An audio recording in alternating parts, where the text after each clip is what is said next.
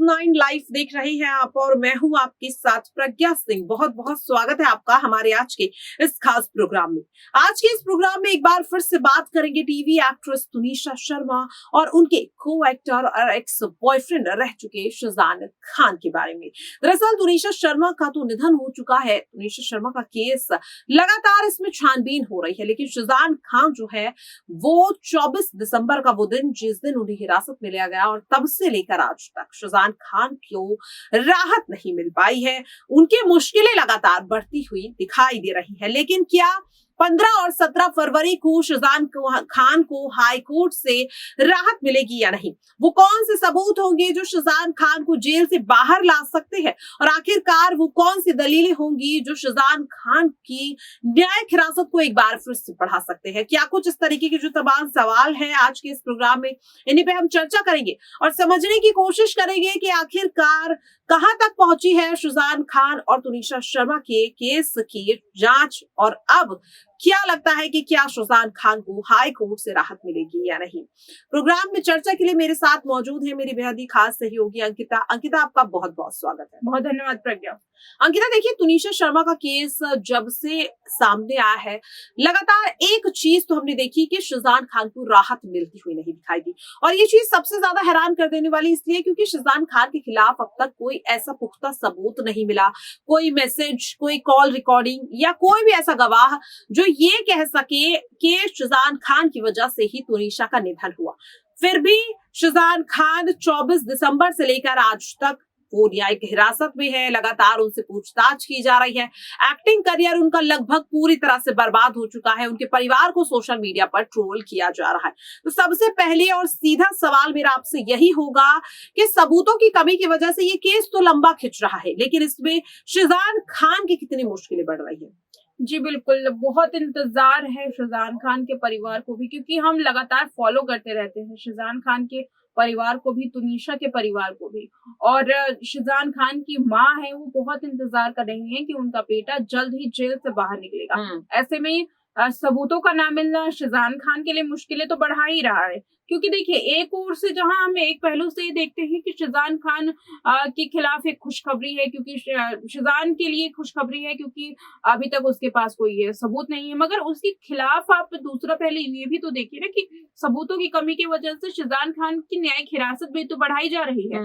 ऐसे में अगर जितनी जल्दी ये सबूत नहीं मिलते हैं तो बार बार न्यायिक हिरासत बढ़ाई जाएगी, और अगर कोई ऐसे ठोस सबूत मिल जाते हैं कि शाहजान खान इस पूरे मामले में बरी होने चाहिए क्योंकि उनका कोई कसूर ही नहीं है, तब शाहजान खान की असल में मुश्किलें कम होंगी। क्योंकि अभी तक उनके अगर खिलाफ कोई सबूत नहीं है तो उनके समर्थन में भी कोई ऐसा ठोस सबूत नहीं है जिसकी वजह से हम ये कह सके कि शाहजान खान जमानत मिल जाएगी उन्हें जल्द ही। हालांकि मिल जाएगी, मगर जो छानबीन है उसमें भी काफी ज्यादा वक्त लग रहा है। अच्छा अंकिता, यहाँ पर मेरा अगला सवाल आपसे यही होगा कि जिस तरह से हमने देखा कि अब इस केस में तुनिशा शर्मा की मां वनीता शर्मा एक बार फिर से बयानबाजी करती हुई नजर आ रही है। जिस तरह से वो कह सकते हैं कि महाराष्ट्र के डिप्टी सीएम देवेंद्र फडणवीस से मिलने पहुंची और उसके बाद जब मीडिया से रूबरू हुई तो उन्होंने सीधे सीधे इस केस को फास्ट ट्रैक कोर्ट में चलाने की मांग की। पहले हाई कोर्ट जाने की बात और अब फास्ट ट्रैक कोर्ट।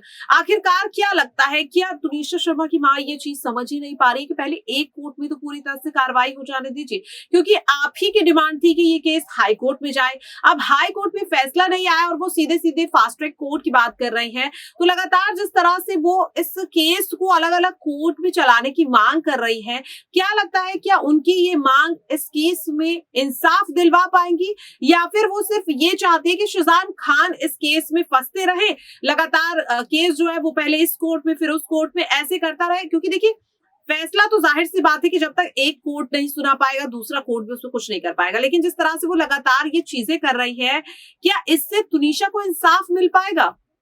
देखिए प्रज्ञा, इस पूरे मामले में तो अगर हम फास्ट ट्रैक कोर्ट की बात करें तो पूरा मामला अगर फास्ट ट्रैक कोर्ट में चला भी जाता है तो भी समय इतना ही लगेगा। फास्ट ट्रैक कोर्ट में जाना इसका मतलब ये नहीं है कि किसी कोर्ट में, इसका मतलब ये है कि आप एक फास्ट टेक्निक से प्रोसीजर को पूरा करें। लेकिन यहाँ पर जितना भी हमने केस देखा है, जिस तरीके से भी वसई कोर्ट में जब ये पूरा केस था तब भी बहुत जल्दी जल्दी डेट्स मिल रही थी, और फिर जब हाई कोर्ट में आया तो हाई कोर्ट ने भी ज्यादा समय नहीं लिया प्रज्ञा। ये देखिए ना कि हाई कोर्ट में लगातार 2 डेट्स मिलना बहुत मुश्किल बिल्कुल, होती है। क्योंकि 24 जनवरी को याचिका दाखिल की जाती है, उसके बाद 30 जनवरी की तारीख दे दी गई, 2 फरवरी को सुनवाई हो चुकी है और अब जल्द ही 15 फरवरी को भी होनी। फिर आखिरकार फास्ट ट्रैक में क्या चाहती है वनीता शर्मा के एक ही दिन में 2 बार सुनवाई हो जाए? जी बिल्कुल, यही तो बहुत ही ज्यादा कह सकते हैं कि जल्दबाजी की उनकी ये दलील है, जल्दबाजी करना चाहती हैं। लेकिन यहाँ पर ये समझना होगा उन्हें भी, क्योंकि ये पूरे मामले में कोई भी सबूत नहीं है और पुलिस को काफी मेहनत मशक्कत करनी पड़ रही है सबूत के लिए। तो ऐसे में अगर ये पूरा मामला फास्ट ट्रैक कोर्ट में मान लीजिए चला भी जाता है, देवेंद्र फडणवीस इसमें अपील कर देते हैं, बोल देते हैं कि ठीक है इस मामले को हम फास्ट ट्रैक कोर्ट में डलवाते हैं, तो भी समय उतना ही लगेगा, क्योंकि सबूतों को ढूंढने के लिए भी तो पुलिस को सब वक्त चाहिए ना, दलीलों को देने के लिए वकीलों को वक्त चाहिए ना। तो आप अगर फास्ट ट्रैक कोर्ट की भी मांग करते हैं तो फास्ट ट्रैक कोर्ट में भी उतना ही समय लग सकता है। फिलहाल पूरा मामला हाई कोर्ट में है और हाई कोर्ट इसको बखूबी ले रहा है, मुंबई पुलिस उसको बखूबी ले रही है और दोनों वकीलों की जो दलीलें हैं वो भी बखूबी सामने आ रही है। चलिए देखिए अंकिता, यहाँ पर ये तो हम समझ चुके हैं कि लगभग शिजान के खिलाफ अभी तक ऐसा कोई पुख्ता सबूत नहीं है जिसकी वजह से वो इस केस में पूरी तरह से आरोपी घोषित किए जा सके। लेकिन फिर भी अगर उनकी कह सकते हैं न्यायिक हिरासत लगातार बढ़ाई जा रही है, तो अब तक क्या लगता है जो सबूत सामने आए कि 15 और 17 फरवरी को शिजान को जमानत मिलेगी या फिर एक बार फिर से सिर्फ उनकी न्यायिक हिरासत ही बढ़ाई जाएगी? देखिए, इस पूरे मामले में ये गौर करने वाली है कि 15 और 17 मई को 2 याचिकाओं पर सुनवाई है। फरवरी।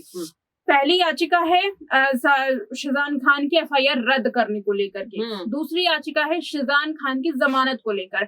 अगर पहली याचिका एफआईआर रद्द करने को लेकर के सुनवाई होती है और उस सुनवाई में जो सबूत पेश किए जाएंगे वो सबूत ये होंगे कि क्या जो भी मामले में आरोप लगाए गए हैं क्या वो आरोप सही हैं, क्या इस मामले में आगे भी कोई सबूत मिल सकते हैं। अगर जज को ऐसा लगा कि इस पूरे मामले में शिजान के खिलाफ आगे सबूत मिल सकते हैं तो फिर जो ये एफआईआर रद्द करने की याचिका है इसको खारिज कर दिया जाएगा।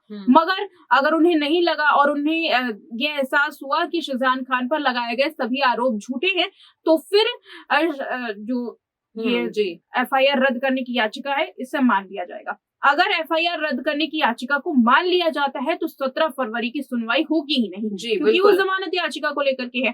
और अगर एफआईआर रद्द करने की याचिका को खारिज कर दिया जाता है तो फिर जमानत याचिका को लेकर के सुनवाई होगी। उस याचिका में ये देखा जाएगा कि क्या आरोपी जो है वो किसी को मैनिपुलेट करने की कोशिश तो नहीं कर रहा है, क्या जो धाराओं में मुकदमा दर्ज है इन धाराओं में जमानत मिल सकती है, क्या आरोपी शिजान खान बाहर निकलते हैं तो फिर उनका रवैया ठीक रहता है। इस सभी पहलुओं पर जांच की जाएगी और फिर उसके बाद फैसला सुनाया जाएगा। मगर अभी अगर सजा की बात करें तो सजा इसमें नहीं मिलेगी, क्योंकि अभी ये दोनों याचिका जो है वो अलग अलग है। आगे आने वाले दिनों में शिजान खान की सजा को लेकर के भी फैसला हो सकता है। जी, बहुत बहुत धन्यवाद अंकिता। और कहीं ना कहीं अंकिता ने बहुत अच्छे से यहाँ पर समझाया कि इस वक्त आखिरकार तुनिशा शर्मा के केस में क्या कुछ चल रहा है और क्या कयास लगाने यहाँ पर सही है। क्योंकि कुछ भी कह देना कि हाँ जमानत मिल जाएगी या रद्द हो जाएगी यहाँ पर उनकी एफआईआर पूरी तरह से गलत होगा, क्योंकि फैक्ट्स को भी समझने की जरूरत है